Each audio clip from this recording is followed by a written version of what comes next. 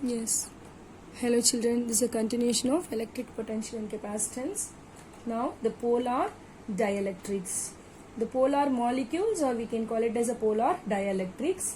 First you must know about what is dielectrics. Dielectric is a substance which does not allow the flow of charges through it. That means what? It is an insulator. Here we can see first what is polar molecules or polar dielectrics. A molecule in which the center of positive charges does not coincide. That means the proton does not coincide with the negative charges, electrons, is called polar molecules. Some of the examples of polar molecules: HCl, H2O, NH3, these are they have given. It does not have a symmetrical shape. By this diagram you can understand easily, right? The effect of electric field on the polar molecules, how it will be, we can see through the diagrams. In the absence of the external electric field, the permanent dipole of the molecules orient in random directions, and hence the net dipole moment is zero. When the electric field is applied here, the dipole orient themselves in a regular fashion, and hence dipole moment is induced. So the complete alignment is not possible due to the thermal agitation, right? Next one is non-polar molecules. Non-polar molecules, the protons coincide with the electrons. Examples: N2CH4, O2, like that, different examples, which is there many examples.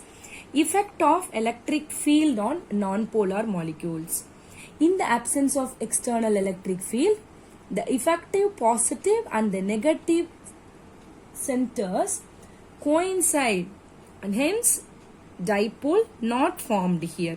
Okay, when here's the same, when electric field is applied, the positive charges are pushed in the direction of electric field, and the electrons are pulled in the direction of opposite to the electric field. Due to the separation of effective centers of positive and the negative charges, dipole will be formed, right? That is dielectrics. As we said, the dielectrics is a substance which does not allow the flow of charges through it, but it permits them to exert electrostatic forces on one another. See some examples they have given: the glass, mica, paraffin. That means these are all the examples of insulators as we know. The next one is the polarization of dielectrics.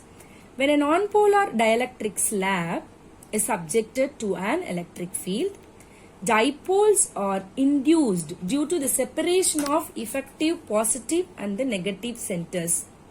E0 is the applied electric field. EP, which is the induced electric field in the dielectrics. So then what it will be? The net field, which is En, or you can say E, which is equal to E0 minus EP. That is, the field is reduced when a dielectric slab is introduced. You must know this. The field which is reduced when dielectric slab induced in between any parallel plate of capacitors, like that. Okay, then what is the dielectric constant is given by K, which is equal to E0 by E0 minus EP, right? Now, you must know about the polarization density. What is polarization density? The induced dipole moment developed per unit volume of a dielectric when it placed in an electric field is called polarization density. So it is denoted by P. Suppose a dielectric slab of surface A and thickness D occurs surface charge density plus or minus sigma P due to its polarization in the electric field, and its two phases occurs the charge plus or minus QP. You have to imagine that the QP, which is sigma P, which is surface charge density. We know the formula for the surface charge density, Q by A. That means charge by area. Now polarization density we defined which is dipole moment of dielectric by volume of dielectric. So QPD by AD, which is equal to QP by A, which is equal to sigma P. Right. So thus we concluded the polarization density may be defined as the charge per unit surface area. Right. Now the electric susceptibility. Electric susceptibility. If the field E is not large than the polarization, the polarization is proportional to the resultant field. That is, P is directly proportional to E. The polarization is directly proportional to the electric field. Or we can say P, which is equal to epsilon naught chi E. The chi, which is nothing but the proportionality constant of electric susceptibility. So we can say E, which is equal to P by epsilon naught also. Whereas the chi, which is equal to P by epsilon naught E. The ratios we can give.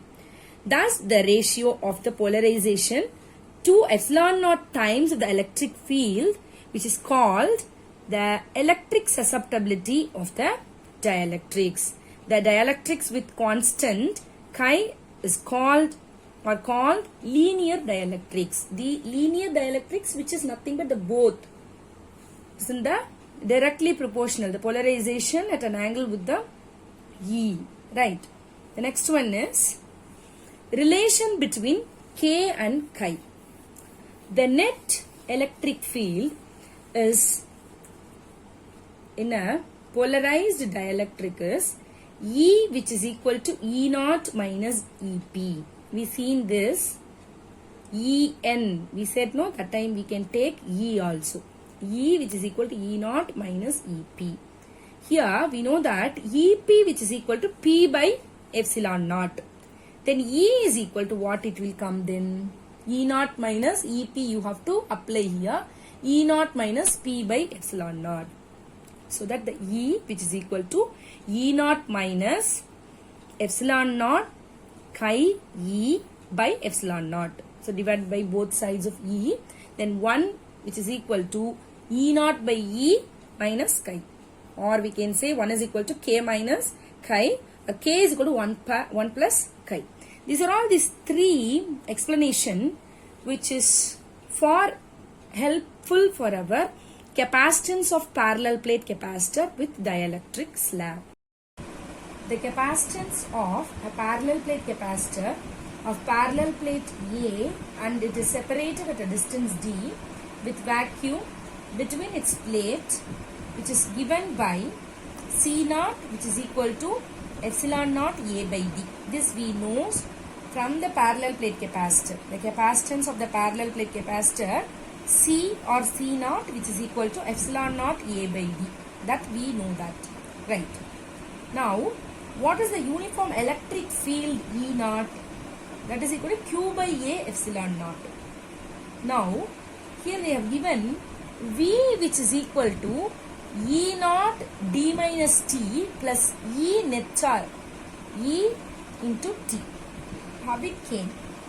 That is, when a dielectric slab which is introduced or insert is placed between the plates, the field E naught polarizes the dielectric. This induces the charges minus Q on the upper plate and plus Q on the lower surface of the dielectrics. These induced charges set up a field EP inside the dielectrics in the opposite direction of E naught. Then the induced field will be what? EP, which is equal to P by epsilon naught. Then the net field inside the electric field E, which is equal to, we know that E naught minus EP, that we can say E naught by K also by relating K and chi from that equation. E naught by K. From this what we can say? E naught by E also, which is equal to K. K is the dielectric constant of the slab. From this only we got V is equal to E naught D minus T plus ET. okay, which is equal to E naught d minus t plus E naught by k into t, right? Because why? K is equal to E naught by E or E net, which is equal to E naught by k, right? Therefore, V is equal to E naught d minus t plus E naught by k into t. Here V, which is equal to E naught d minus t, we are plus t by k. But E naught is equal to, we explain for this, right? Sigma by epsilon naught, which is equal to QA by epsilon naught. And C value also we know that Q by V. These are, we are applying here, substituting the value of Q by V. So that A epsilon naught by D minus T plus T by K. Or we can say C is equal to A epsilon naught. We have taken out D. Then D 1 minus T by D into 1 minus T by K. Or C, which is equal to C naught by 1 minus T by D, 1 minus T by K. Right? So this expression will gives you capacitance increases with introduce the dielectrics. Electric field will decreases, capacitance will increase. Okay? By this expression, we are concluded the chapter 2. The next chapter we can see in the next class, children. Thank you so much.